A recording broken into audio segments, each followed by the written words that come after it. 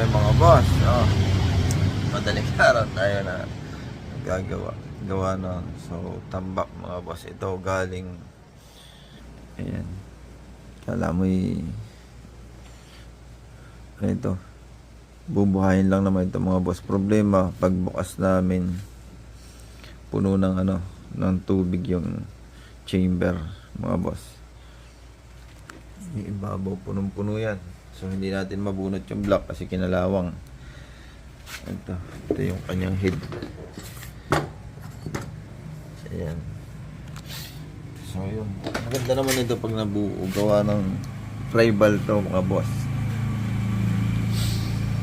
So yun ito. Kaya hindi tayo gaanong makapag-video mga boss kasi busy tayo. Medyo marami to. Ito naman 6 speed to mga boss. Conversion. Ito yung head niya.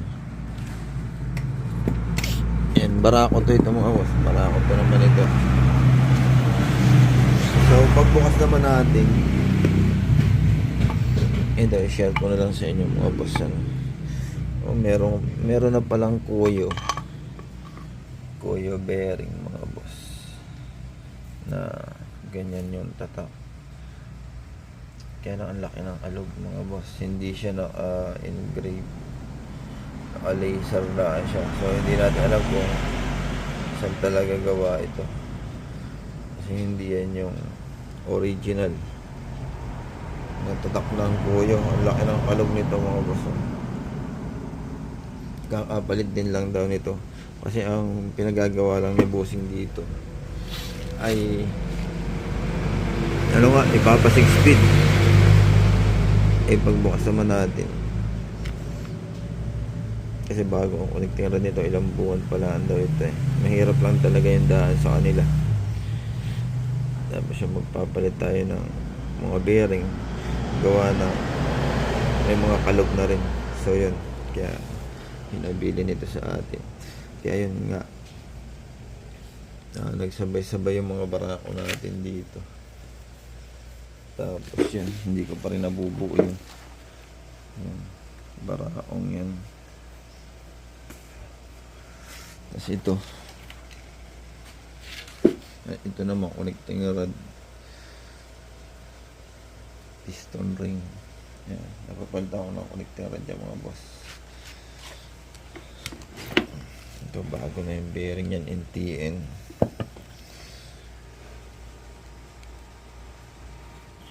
Okay. So yun ang mga makina rito mga boss. Dami.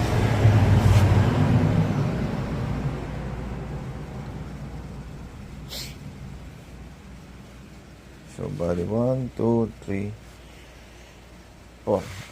Apat ito na Okay. 4 nga puro buboy, nakatambak lang. Kaya hindi tayo makapag